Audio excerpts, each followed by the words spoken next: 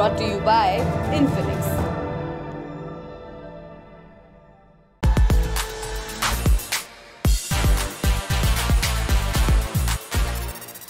तारीख 5 अप्रैल 2019 स्पेन के कुवेरा में पुलिस ने एक लग्जरी अपार्टमेंट में दबिश दी। उन्हें पोलैंड से भागे एक शख्स की तलाश थी। जैसे ही पुलिस उसके कमरे में घुसी, वो खिड़की पर खड़ा हो गया, धमकी दी, अगर आगे बढ़े तो मैं नीचे कूद जाऊंगा। लेकिन पुलिस आगे बढ़ी, वो नहीं कूदा। उसको गिरफ्तार कर लिया गया। होने हुई एक मामूली घटना हो सकती थी, लेकिन जिस शख्स को गिरफ्तार किया गया था उसका नाम मारेक फलेंता था। एक समय तक उसे पोलैंड के सबसे अमीर लोगों में गिना जाता था।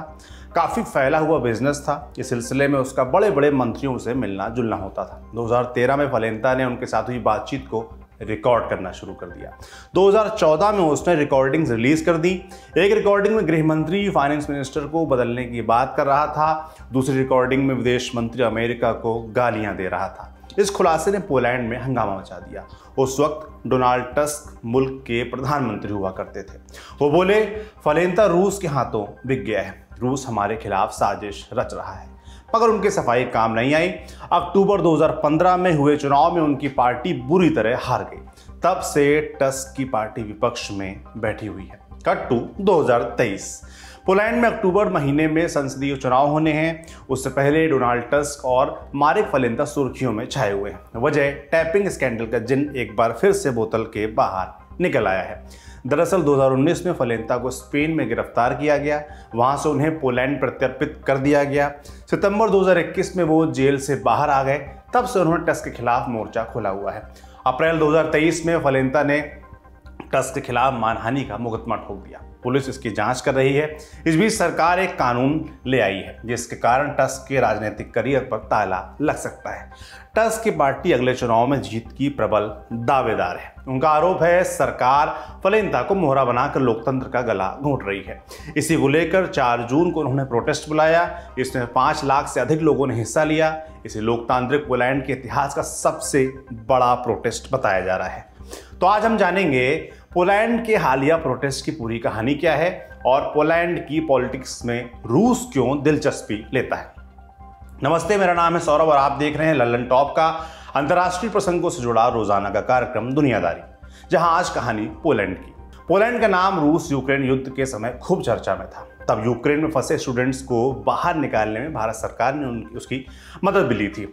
ये नक्शा देखिए। पोलैंड सेंट्रल यूरोप में बाल्टिक सागर के मुहाने पर बसा है। इसकी ज़मीनी सीमा लिथुआनिया, बेलारूस, यूक्रेन, स्लोवाकिया, चेक रिपब्लिक और जर्मनी से मिलती है। रूस के कालिनिंग्राद एन्क्लेव की सीमा भी पोलैंड से लगती है। अपने लोकेशन की वजह से ग्लोबल पॉलिटिक्स में इसकी अहमियत बढ़ गई है। पूरब की तरफ इसकी सीमा यूक्रेन और बेलारूस से सटी हुई है। फरवरी 2022 में रूस ने यूक्रेन पर हमला कर दिया था। तब से यूक्रेन के लाखों शरणार्थियों ने पोलैंड में शरण ली है। कीव तक जाने के लिए पश्चिमी देशों के नेताओं को पोलैंड का सहारा लेना पड़ता है, जबकि बेलारूस ने रूस को हमले के लिए लॉन्च पैड मुहैया कराया हुआ है। पोलैंड की आबादी लगभग 3 करोड़ 80 लाख लोगों की है। 87% आबादी रोमन कैथोलिक है। यहाँ की आधिकारिक भाषा पोलिश है। पोलैंड नेटो और यूरोपियन यूनियन EU का मेंबर भी है। पोलैंड की राजधानी वार्सा यहाँ का सबसे बड़ा शहर भी है। यही शहर हाल के समय में मुल्क में हुए सबसे बड़े प्रोटेस्ट का गवाह बना। वार्सा की कुल आबादी लगभग 18 लाख है। 4 जून को वार्सा के सेंटर में लगभग 5 लाख लोगों ने प्रोटेस्ट किया। 18 लाख की आबादी वाले शहर में 5 लाख लोगों का इकट्ठा होना अपने आप में अब अभूतपूर्व घटना है। इस स्तर का प्रोटेस्ट आज से कई दशक पहले हुआ करता था। तब पोलैंड में सोवियत संघ की कठपुतली सरकार का शासन था। हालिया प्रोटेस्ट की वजह क्या है? पोलैंड में 2015 से law and justice party PIS सत्ता में है। ये पार्टी पोलैंड में रूस के दखल को खत्म करने का दावा करती है। मई 2023 में सरकार एक नया बिल लेकर आई। इसके तहत एक जांच कमीशन की स्थापना का रास्ता तैयार किया गया। ये कमीशन 2007 से 2022 के बीच पोलैंड के इंटरनल मैटर में रूस के हस्तक्षेप की जांच करेगा। इसमें दोषी पाए जाने वाले लोगों को सजा देने का अधिकार भी मिला हुआ है। कमीशन चाहे तो दोषी व्यक्ति का आर्म्स लाइसेंस रद्द कर सकता है, सिक्योरिटी क्लियरेंस पर बैन लगा सकता है और 10 बरस तक सरकार में कोई पद लेने पर भी रोक लगा सकता है। सरकार के आलोचकों का कहना है कि इस कानून का निशाना पूर्व प्रधानमंत्री डोनाल्ड टस्क हैं। टस्क 2007 से 2014 तक पोलैंड के प्रधानमंत्री रहे, फिर वो यूरोपियन काउंसिल के प्रेसिडेंट बन गए। उनके ईयू में जाने की वजह से पीआईएस को बढ़त मिली। 2019 में वे लगातार दूसरी बार सत्ता में आ गए। इस बार के पोल्स में पीआईएस सबसे आगे चल रही है, लेकिन पोलैंड की डोमेस्टिक पॉलिटिक्स में टस्क की वापसी ने उनकी राह मुश्किल कर दी है। टस्क की पार्टी सिविक प्लेटफॉर्म पीओ ने आरोप लगाया कि सरकार नया कानून लाकर उनके नेता को चुनाव में हिस्सा लेने से रोकना चाहती है। अप्रैल 2023 में वलेंता की शिकायत पर टस्क के खिलाफ एक जांच पहले से चल रही है। उनके ऊपर प्रधानमंत्री रहते हुए पद के दुरुपयोग का आरोप लगाया गया है। इस मामले में दोषी पाए जाने पर उनके खिलाफ कार्रवाई हो सकती है। इन सब के बीच अमेरिका और ईयू ने भी जांच कमीशन की निंदा की है। आलोचना के बाद राष्ट्रपति आंद्रेस डूडा ने इसे रिव्यू के लिए भेजने का ऐलान किया है। इसके बावजूद लोगों की नाराजगी कम नहीं हुई है। सत्ताधारी पीआईएस पर महिलाओं और समलैंगिकों के अधिकारों का हनन करने के आरोप पहले से लग रहे हैं। इस वजह से प्रोटेस्ट में महिलाओं और एलजीबीटी के अधिकारों से जुड़े गुटों ने भी हिस्सा लिया। इस प्रोटेस्ट की अपील कई हफ्ते पहले की गई थी, लेकिन प्रोटेस्ट के आयोजन के लिए 4 जून की तारीख क्यों चुनी गई, इसकी भी एक दिलचस्प वजह है। 1989 में 4 जून की तारीख को ही पहली बार लोकतांत्रिक चुनाव करवाया गया था। उस रोज पोलैंड को कम्युनिस्ट शासन से मुक्ति मिली थी। कम्युनिस्ट शासन के खिलाफ आंदोलन को सॉलिडेरिटी मूवमेंट ने लीड किया था। इसकी स्थापना लेक वालेसा ने की थी। वो बाद में पोलैंड के राष्ट्रपति बने। डोनाल्ड टस्क उनके करीबी लोगों में से थे, इसलिए जब टस्क ने 4 जून की रैली बुलाई उसमें वालेसा भी उनके साथ खड़े थे। इस प्रोटेस्ट का असर क्या होगा? डोनाल्ड टस्क और सत्ताधारी पीआईएस के नेता जारोस्लाव केजिंस्की पोलैंड की राजनीति के 2 सूत्रधारों में गिने जाते हैं। वे दोनों एक दूसरे के कट्टर विरोधी रहे हैं। रूस यूक्रेन युद्ध के बाद से उनके बीच एक तरह की होड़ लगी है, खुद को रूस विरोधी साबित करने की।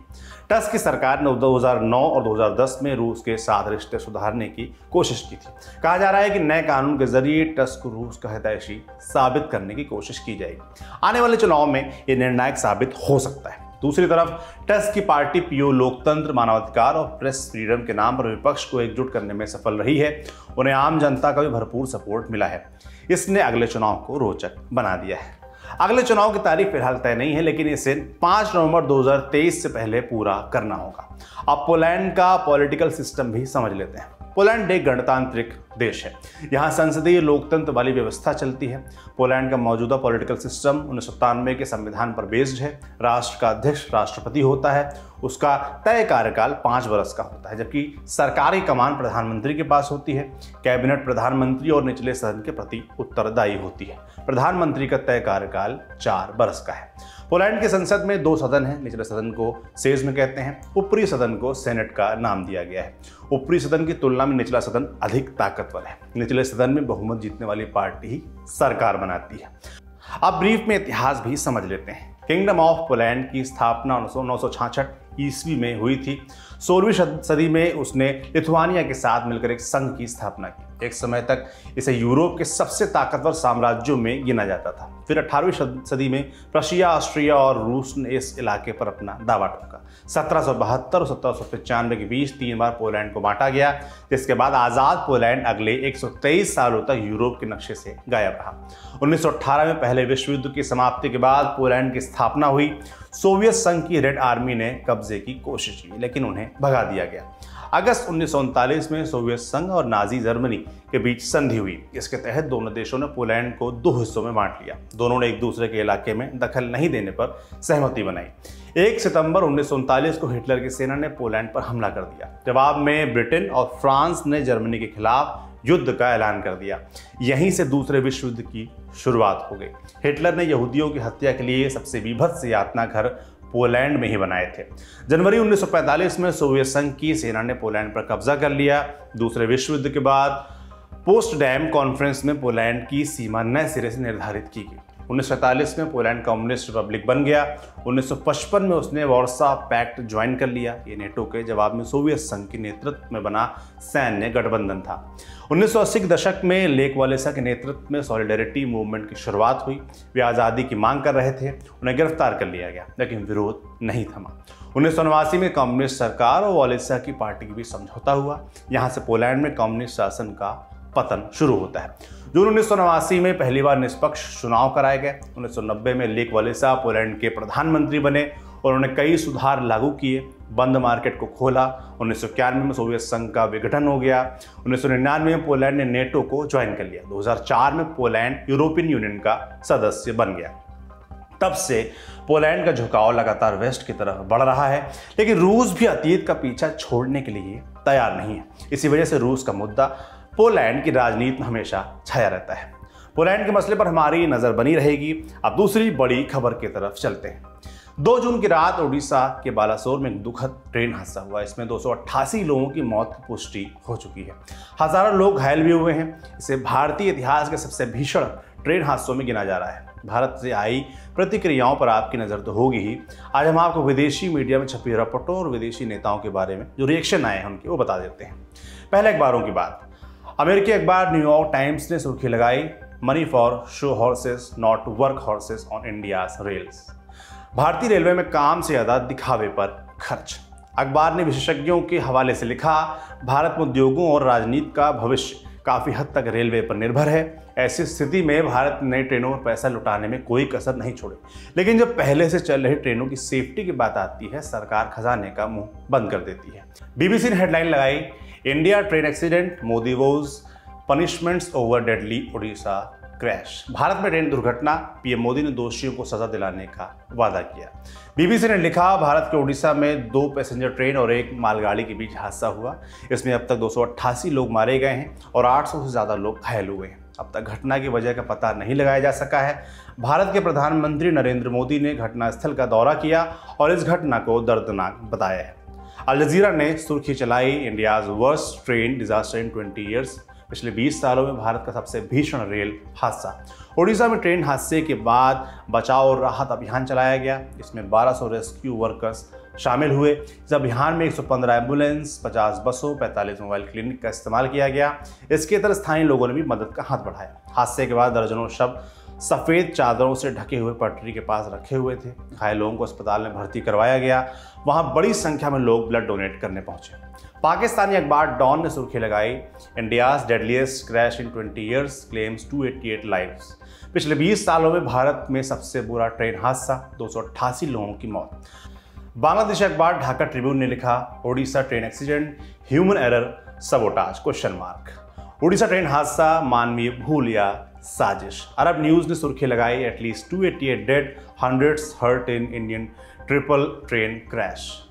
भारत में 3 ट्रेनें भिड़ी, कम से कम 288 की मौत। जापान के अखबार जापान टाइम्स ने सुर्खी चलाई, deadly India train crash brings focus back on safety. Train हादसे के बाद भारत में सुरक्षा की तरफ ज्यादा ध्यान खींचा। ये तो रही विदेशी मीडिया के बाद, अब जानते हैं विदेशी नेताओं ने इस पर क्या कहा। चीन के राष्ट्रपति शी जिनपिंग ने हादसे पर शोक जताया। उनके हवाले से भारत में चीनी दूतावास ने ट्वीट करते हुए लिखा, चीन के राष्ट्रपति शी जिनपिंग ने ओडिशा में हुए ट्रेन हादसे पर भारत की राष्ट्रपति द्रौपदी मुर्मू और पीएम नरेंद्र मोदी को शोक संदेश भेजा है और चीनी प्रधानमंत्री ली कियांग ने भी इस पर दुख जताया है। ब्रिटेन के प्रधानमंत्री ऋषि सुनक ने लिखा, मेरी संवेदनाएं पीएम मोदी और ओडिशा हादसे में प्रभावित लोगों के साथ हैं। हादसे में मारे गए लोगों के परिवारों और दोस्तों के प्रति मेरी गहरी संवेदना है। साथ ही घायलों की मदद करने के लिए प्रशासन की मैं तारीफ करता हूँ। पाकिस्तान के प्रधानमंत्री शहबाज शरीफ ने हादसे पर ट्वीट किया, भारत में हुई ट्रेन दुर्घटना में सैकड़ों लोगों की मौत से गहरा दुख हुआ। मैं इस त्रासदी में अपनों को खोने वाले परिवारों के प्रति संवेदना व्यक्त करता हूँ। साथ ही घायलों के जल्द ठीक होने की दुआ करता हूँ। फ्रांस के राष्ट्रपति इमैनुअल मैक्रों ने पीएम मोदी के साथ राष्ट्रपति द्रौपदी मुर्मू को टैग करते हुए लिखा, ओडिशा में हुए दुखद ट्रेन हादसे के बाद राष्ट्रपति मुर्मू, प्रधानमंत्री मोदी और भारत के लोगों के प्रति मेरी गहरी संवेदनाएं हैं। फ्रांस आपके साथ एकजुटता से खड़ा है, मेरी संवेदनाएं पीड़ित परिवारों के साथ हैं। जापान के पीएम फुमियो किशिदा ने ट्वीट किया, पीएम मोदी, ओडिशा के रेल हादसे में कई लोगों की मौत और घायल होने की खबर से मुझे गहरा दुख हुआ है। सरकार और जापान के लोगों की तरफ से मैं जान गंवाने वालों और उनके परिवारों के प्रति अपनी संवेदना व्यक्त करता हूं। मैं घायलों के जल्द ही ठीक होने की भी प्रार्थना करता हूं। तो ये रही विदेशी नेताओं की ओडिशा में हुई दुर्घटना पर प्रतिक्रिया। लल्लन टॉप की तरफ से हम भी हादसे में मारे गए लोगों के साथ अपनी संवेदना व्यक्त करते हैं। हमारी उम्मीद और प्रार्थना है कि घायल लोग जल्द ही स्वस्थ हों। आज का दुनियादारी यहीं पर समाप्त होता है। कल फिर मुलाकात होगी। इसी उम्मीद के साथ विदा लेता हूं। शुक्रिया, शुभ रात्रि।